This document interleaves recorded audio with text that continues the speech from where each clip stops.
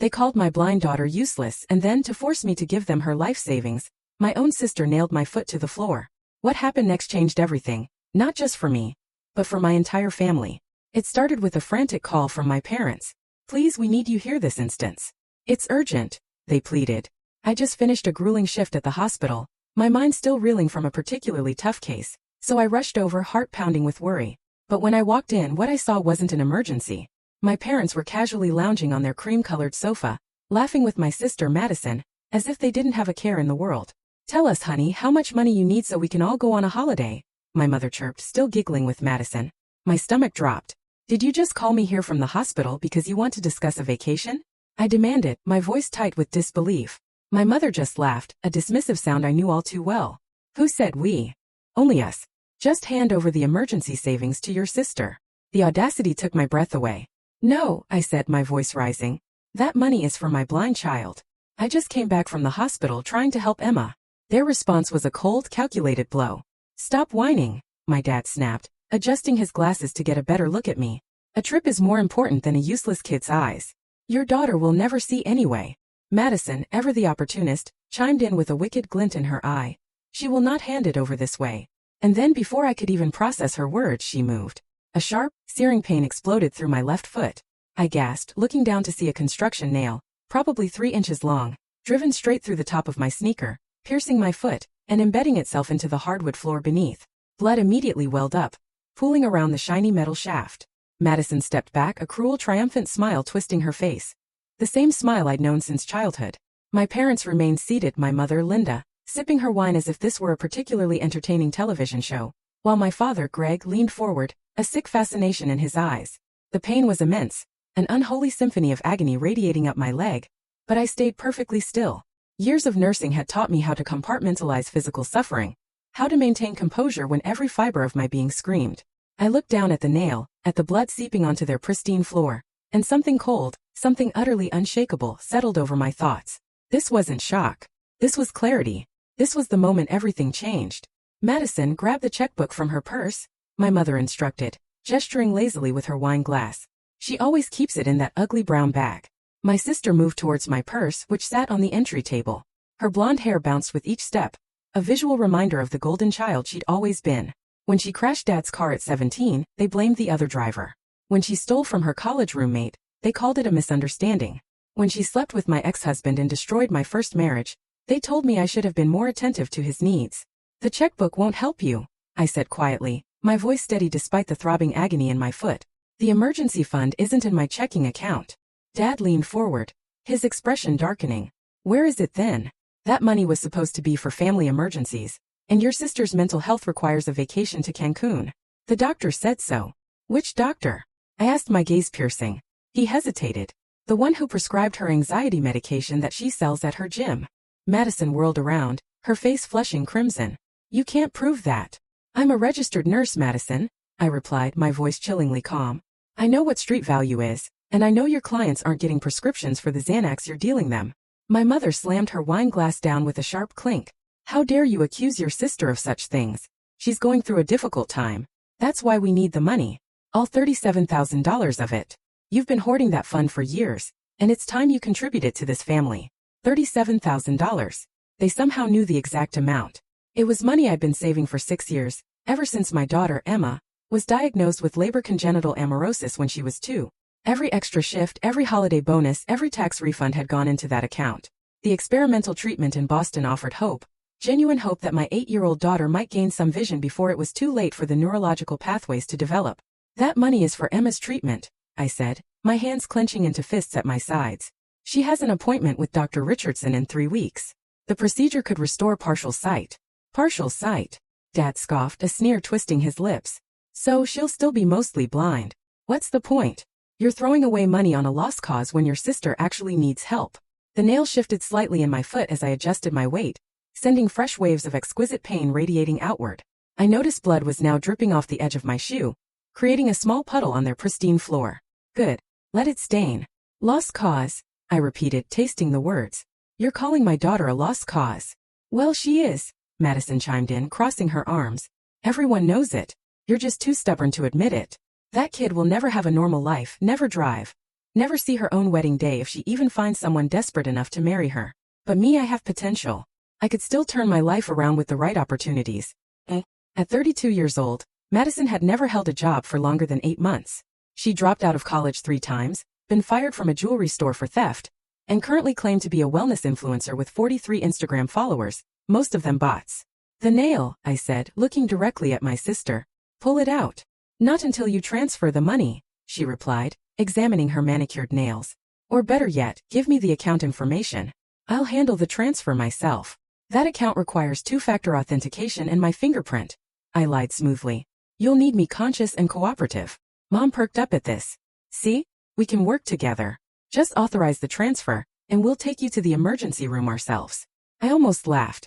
These people, my own blood relatives, had driven a nail through my foot and were now negotiating like this was a business transaction. Something crystallized inside me then. A decision that had probably been forming for years, but only now found its undeniable moment. I need my phone, I said. It's in my purse. Madison retrieved my purse, but not without dumping its contents onto the floor first. My car keys, wallet, Emma's medical cards, and various other items scattered across the hardwood. She was thorough. I give her that. Paranoid that I might grab something else and use it as a weapon probably. I unlocked my phone, acutely aware of 3 sets of eyes watching my every move. My foot felt like it was on fire, and I could feel my sock becoming soaked with blood. I'd need a tetanus shot, antibiotics, possibly surgery depending on what the nail had damaged. But first I had a performance to give. I opened my banking app, my fingers trembling just enough to look convincing. I navigated to the emergency fund account, the one with $37,283.19 in it. Then I positioned my phone carefully. What are you doing? Madison demanded, trying to see the screen. Setting up the transfer, I said. It takes a minute to authenticate. The bank security is intense. What I actually did was open my recording app and start a video recording, angling the phone against my legs so it captured the entire living room. The wide-angle lens on my newer phone model picked up everything. Then I opened my messaging app. Mom, Dad, Madison, I said clearly, looking directly at each of them. Just to confirm before I make this transfer, you want me to give you all of my daughter Emma's medical fund, the money saved for her vision treatment, so that Madison can go on vacation to Cancun? Yes, Mom said impatiently. We've been over this. Stop being dramatic. And you're refusing to let me leave or seek medical attention for my foot until I comply? Finally she gets it, Madison said, rolling her eyes. And Dad, you said Emma will never see anyway and called her a useless kid? Dad's face reddened. I said she's not worth throwing money at. There's a difference. Stop twisting my words. Just making sure I understand the situation, I said, my fingers flying across my phone screen. I wasn't transferring money. I was texting my best friend, Rachel, another nurse from the hospital, and my ex-husband Derek, Emma's father. To Rachel. Emergency. Parents' house. Call 911. They've assaulted me and won't let me leave. Need police and ambulance. Keep Emma safe. To Derek. At my parents' house. They've hurt me and want Emma's medical fund. Recording everything. Coming for you next to get our daughter. Call your lawyer brother now. I hit send on both messages, then opened my banking app for real this time. Okay, I said, holding up the phone so they could see the screen. Here's the account, but I need to explain something first. This money, it's not just sitting in a regular savings account. We don't care about the technical details, Mom snapped. Just transfer it. See, I invested most of it in a medical savings trust. I continued, speaking slowly and clearly for the recording. It's specifically designated for Emma's medical care. If I withdraw for non-medical purposes, there are legal consequences. Tax penalties, fraud charges, the whole deal. This was partially true. The bulk of it was actually in such a trust with a remainder in a regular high-yield savings account, but they didn't need to know the exact breakdown. Madison moved closer, her face inches from mine. You're lying. Transfer the money now or I'm getting another nail. Another nail? I said, my volume rising slightly. You're threatening to drive another nail into my body if I don't commit financial fraud and deny my blind daughter medical treatment? Stop making it sound so terrible, Dad interjected. We're family. Family helps each other. Family, I repeated softly. Right. In the distance I heard sirens. Rachel must have called immediately. My parents' house was only 7 minutes from the main fire station. Madison heard them too, her head jerking toward the window. Did you call the cops? She shrieked, lunging for my phone. I've been waiting for this.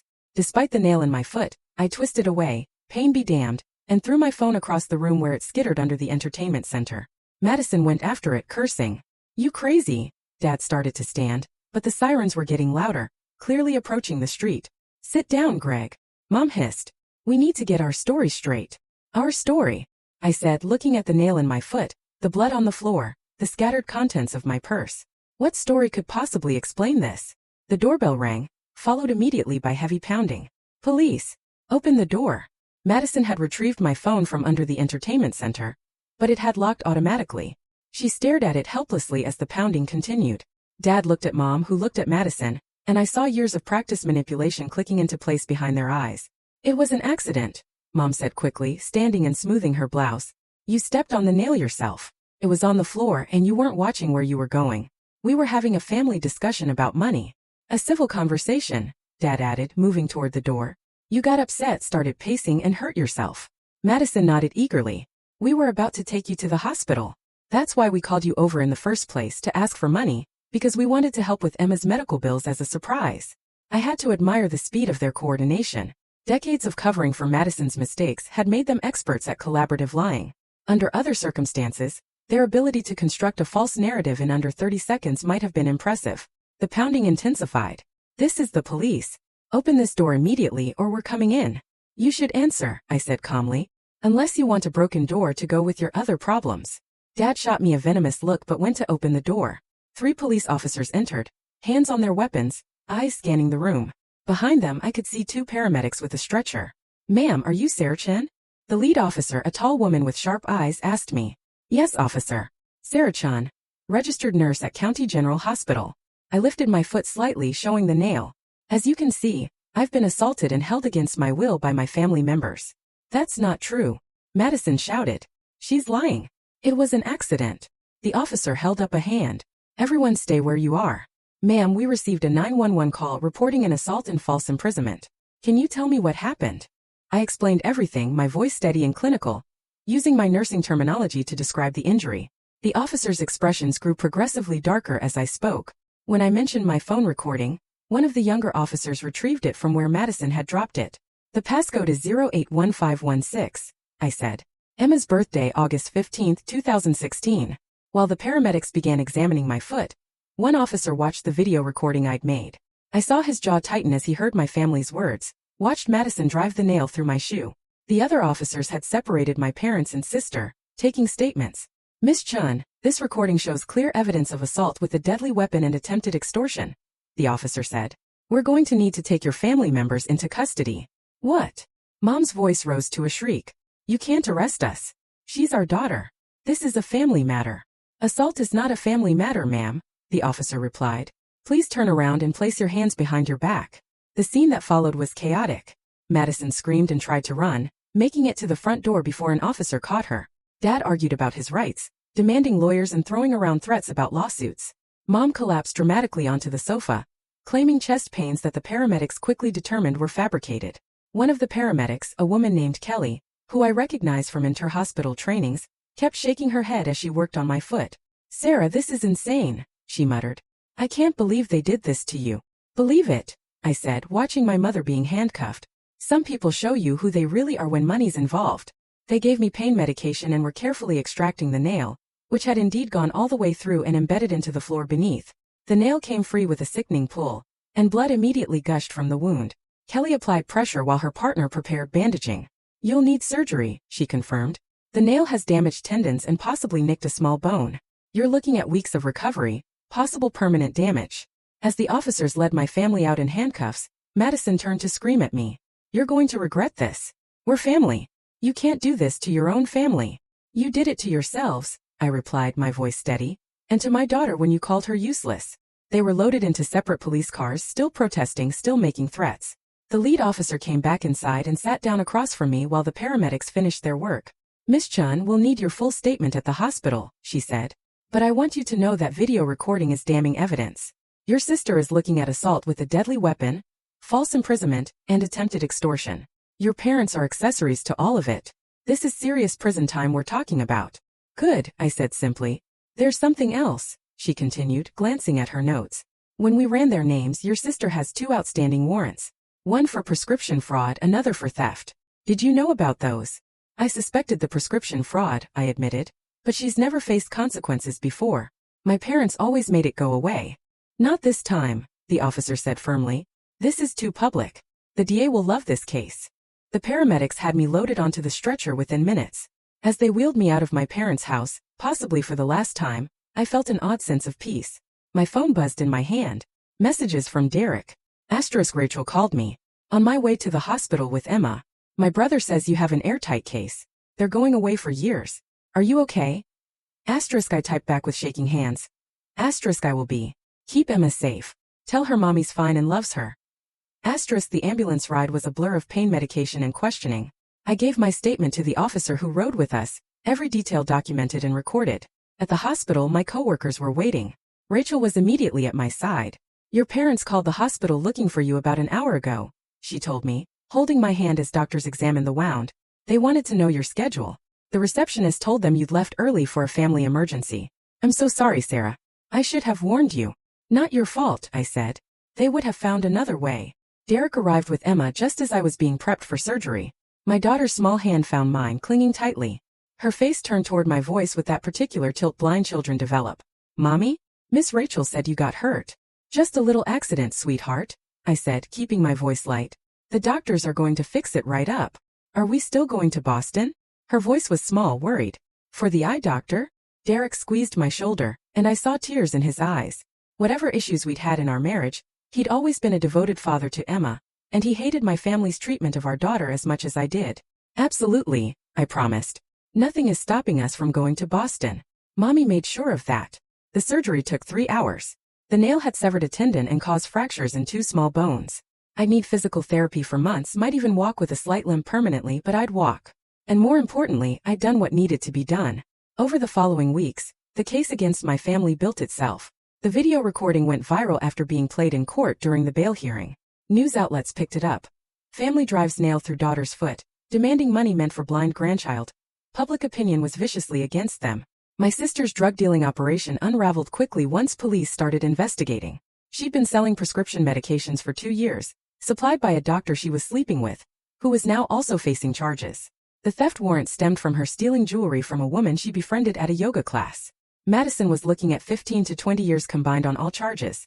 My parents faced 5 to 8 years as accessories, plus civil charges from Emma's father, who sued them for emotional distress on behalf of our daughter. Marcus, Derek's lawyer brother, was ruthless, painting them as monsters who'd called a disabled child useless and tried to steal her medical fund. Mom tried to apologize through her lawyer, a calculated move for leniency. I declined to read the letter.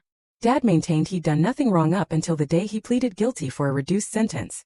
Madison blamed me for ruining her life in a jailhouse interview that only made her look worse. By the way, if you're still with me after all that, make sure to hit that subscribe button. Trust me, I have even more unbelievable stories that I'm working up the courage to share.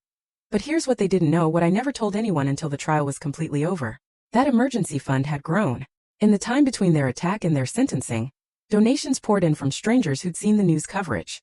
People sent money from all over the country. Small amounts, mostly $5 here, $20 there. But it added up. By the time we went to Boston for Emma's treatment, the fund had grown to over $90,000. Enough for the procedure, follow-up care, and a cushion for any complications. Dr. Richardson performed the experimental treatment on a bright Tuesday morning in October, exactly 7 months after the nail incident. Emma's first words after the bandages came off were about colors. She could see shapes, shadows, the blurred outline of my face. She would never have perfect vision, but she could see me. After 8 years of darkness, my daughter could see her mother's face. I cried in that hospital room in Boston, holding Emma while she touched my face and tried to match the feeling to the blurry visual. Derek cried too, and even Dr. Richardson got choked up. It was the kind of moment that justifies everything, that makes all the pain worthwhile. My family saw none of it. They were scattered across different correctional facilities, serving time for their crimes. I blocked all contact, declined all prison visits, returned all letters unopened. Emma knew what had happened in age-appropriate terms. Her grandparents had been unkind and were in a timeout, but she was safe and loved. The weeks leading up to the trial were some of the strangest of my life. I continued working at the hospital, limping through 12-hour shifts while everyone whispered about the case. Local news stations wanted interviews, which I declined. My lawyer advised keeping a low profile until after the verdict, but honestly, I just wanted to focus on Emma and my recovery. Derek's brother, Marcus, the lawyer, became my unexpected ally. He'd review every piece of evidence with me, preparing me for cross-examination. We'd sit in his office downtown, going over testimony while I practiced keeping my emotions in check. "They're going to try to make you look vindictive," Marcus warned me one afternoon. The defense will paint you as someone who trapped them, who deliberately provoked the situation. How? I asked, genuinely confused. I literally got called away from the hospital during my shift. They'll say you knew what they wanted, that you came prepared to record them, that you antagonized Madison until she snapped. He leaned back in his chair, studying me. You need to stay calm on that stand, Sarah. No matter what they throw at you. I practiced my testimony dozens of times. Rachel would play devil's advocate, asking hostile questions while I worked on keeping my voice level. Derek would watch, offering suggestions on body language. Even Emma's therapist, Dr. Patricia Feldman, helped me process the emotional weight of what was coming. You're going to see them in that courtroom, Dr. Feldman said during one of our sessions. Your parents, Madison, all sitting there while you describe what they did. How do you think you'll handle that? I thought about it extensively. The idea of seeing my mother's face, my father's disappointed expression, Madison's inevitable smirk, all of it made my stomach churn. But I'd also replayed that afternoon in my mind hundreds of times. The casual cruelty, the laughter, the nail piercing through my foot while they discussed vacation plans. I'll handle it, I told Dr. Feldman, because Emma deserves justice, and because staying silent would tell her that what they did was acceptable. The media attention intensified as the trial date approached. Someone leaked portions of the video online, and it went viral within hours. My face was blurred, but you could hear everything. Madison's voice as she drove the nail in, my parents' callous comments about Emma, the entire horrific conversation. Public reaction was swift and brutal. My parents' neighbors were interviewed, former co-workers, people from Madison's past. A pattern emerged of entitlement, manipulation, and preferential treatment that had been building for decades. One of Madison's high school teachers remembered her cheating on exams, while my parents threatened legal action against anyone who called it out. The prosecution used all of it. They painted a picture of a family system where Madison was protected at all costs, where I was the responsible one expected to sacrifice everything, and where Emma was viewed as an inconvenient burden. Character witnesses lined up. Nurses I worked with, Emma's teachers, even Derek's new wife, Jennifer, who had only known the family dynamic secondhand, but could speak to the ongoing impact on Emma. My supervisor at the hospital, Linda Martinez, gave particularly damning testimony during the pre-trial hearings. She described a frantic phone call from my parents that day, claiming Emma had been in an accident and I needed to come immediately. The lie they'd used to lure me away from work, knowing I'd drop everything for my daughter. Sarah left mid-shift, Linda testified. She was in the middle of administering medication to a patient. She had another nurse cover for her because she believed her daughter was injured. That's the kind of mother she is, the kind who would abandon her professional responsibilities in a heartbeat if her child needed her. The defense tried to suppress the video recording, arguing it was obtained under duress. The judge shut that down immediately. I'd recorded on my own phone in a shared family space with no expectation of privacy. Everything was legal. Everything was admissible. Madison's lawyer, a slick young attorney named Trevor Banks, tried a different approach. He suggested I had mental health issues, that nursing stress had made me paranoid and unstable. He subpoenaed my medical records, looking for any history of psychiatric treatment. He found nothing because there was nothing to find. I'd seen a therapist after my divorce, standard procedure for anyone going through major life changes, but I had no diagnosed conditions, no medications, no history that supported his narrative. It backfired spectacularly when my therapist from that period testified that I was one of the most grounded, rational people she'd ever counseled. My parents' attorney, an older woman named Margaret Reeves, took yet another angle. She tried to frame the incident as a misunderstanding, a family disagreement that got out of hand. She pointed to my parents' age, their lack of criminal history, their roles as pillars of their suburban community. These are grandparents, she argued during one hearing. People who raised 2 daughters, paid their taxes, went to church every Sunday. One moment of poor judgment shouldn't define their entire lives. The prosecutor, Daniel O'Connell, was ready for this. He presented financial records showing my parents had never contributed to Emma's care despite having substantial retirement savings. He showed emails where my mother had referred to Emma as Sarah's problem, and suggested I should have considered my options when the diagnosis came back. He played a voicemail from 3 years ago where my father told me I was throwing good money after bad by pursuing treatment. It wasn't one moment of poor judgment. It was a pattern of viewing my daughter as less than human, as an inconvenience, as expendable. The jury needed to see that, and Daniel made sure they did. The trial itself was almost anticlimactic. Video evidence doesn't lie. The jury deliberated for less than 4 hours before returning guilty verdicts on all counts. Madison got 18 years. My parents got 6 each. They would be old when they got out. If they got out, my mother had developed high blood pressure in jail. My father's heart wasn't great. Madison would be 50 before she tasted freedom again. I testified, of course. Took the stand and told the whole story in excruciating detail. Described the feeling of the nail going through my foot, the casual cruelty in my sister's eyes, my parents' complete lack of concern for their granddaughter. The prosecutor had me show my scar to the jury, a puckered circle on top of my foot that still ached when it rained. Defense attorneys tried to paint me as vindictive, suggested I'd entrapped my family somehow, but the video didn't support that narrative. Neither did Madison's criminal history or my parents' financial records, which showed they'd been bailing her out of trouble for years while never contributing a cent to Emma's medical care. The judge, a grandmother herself, was particularly harsh during sentencing. She called their actions reprehensible and a betrayal of the most fundamental bonds of family. She noted that they'd shown no remorse, no understanding of the gravity of their crimes. The sentence she handed down was on the high end of the guidelines. I didn't feel triumphant when the gavel fell.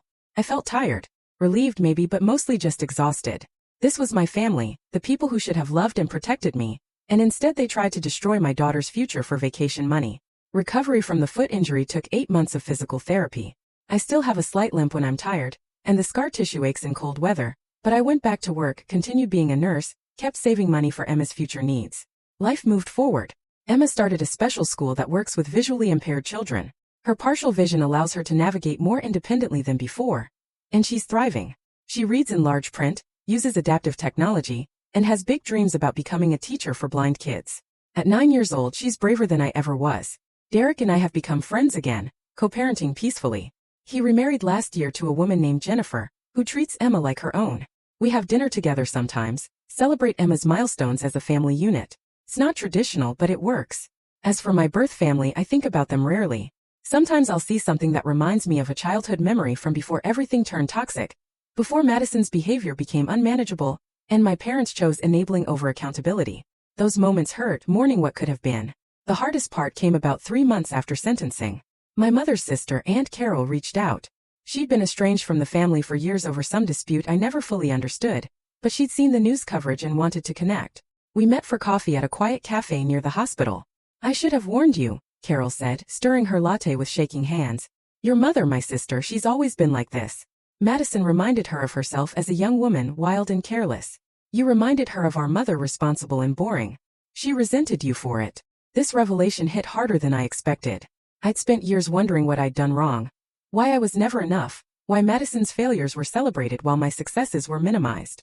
Hearing that it was simply projection, that my mother saw me as a representation of everything she'd rejected in herself, was both liberating and devastating. Carol told me stories I'd never heard. How my mother had been engaged to another man before my father, someone from a wealthy family. She'd sabotaged that relationship through increasingly erratic behavior, then blamed everyone but herself when he left. How she'd been fired from multiple jobs for stealing before becoming a stay-at-home mother. How she'd always favored Madison because Madison's selfishness mirrored her own suppressed desires. She made me into the family villain when I called out her behavior, Carol explained, her eyes sad. Said I was jealous, bitter, trying to tear the family apart. Your father went along with it because confronting her was easier than standing up to her.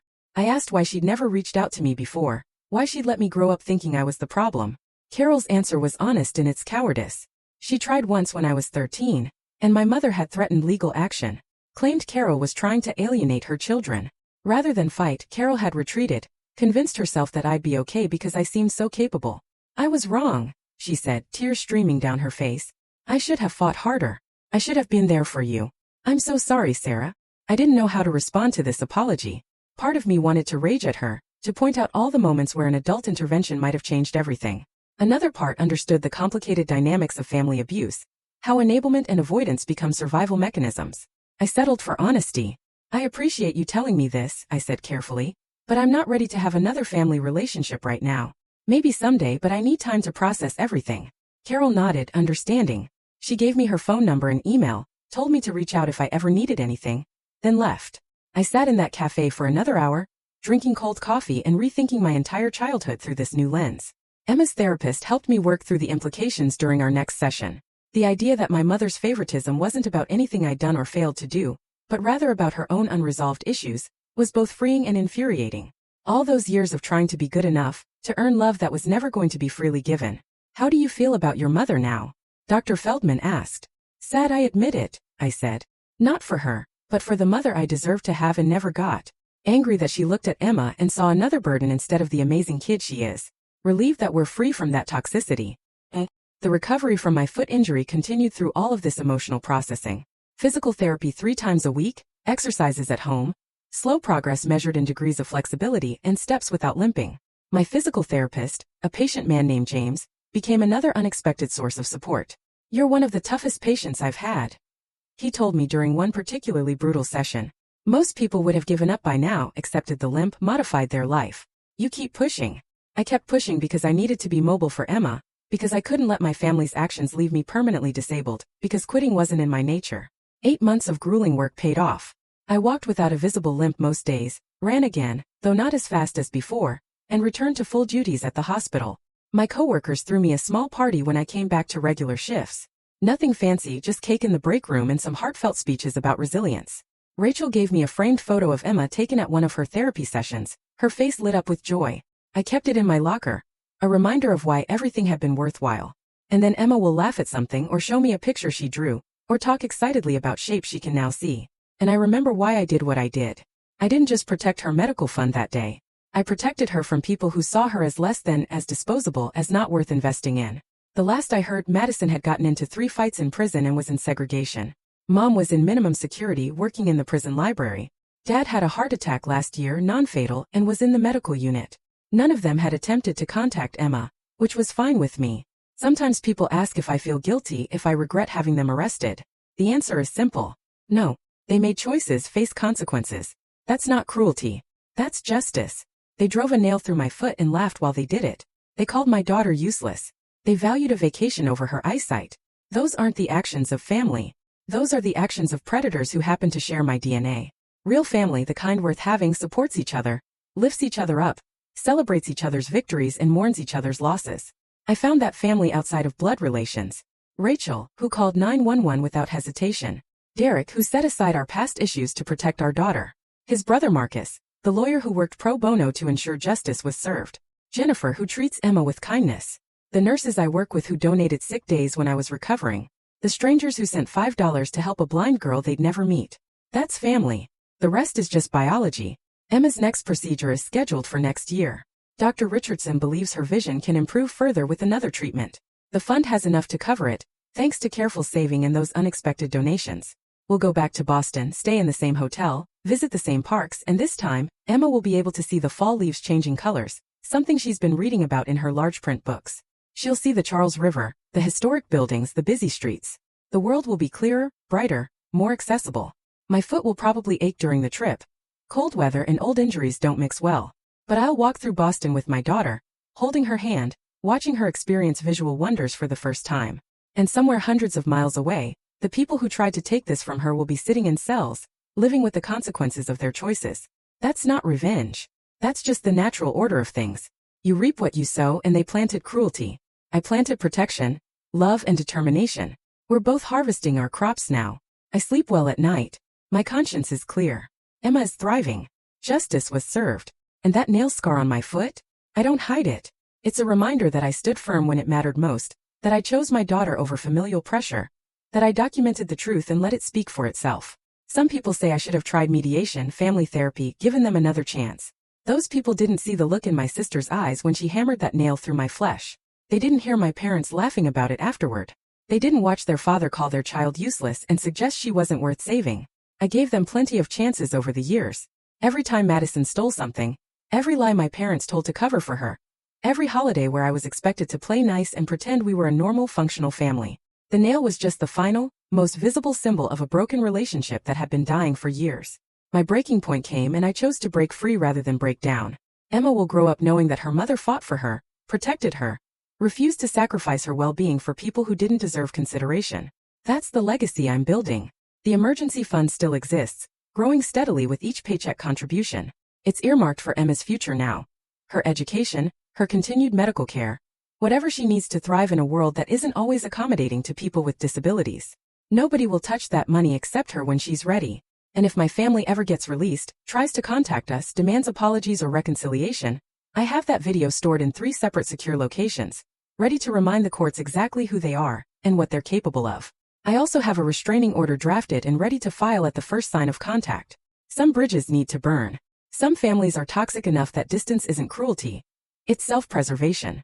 I learned that lesson at the cost of a severed tendon and 2 fractured bones. But Emma learned that she's worth fighting for, that she has value beyond measure, and that her mother will always choose her well-being over familial obligation. That's a fair trade, a nail through the foot in exchange for my daughter's future and peace of mind. I'd do it again tomorrow if I had to. So tell me, what would you have done in my place? Have you ever had to draw a hard line with family? I really want to hear your thoughts in the comments below.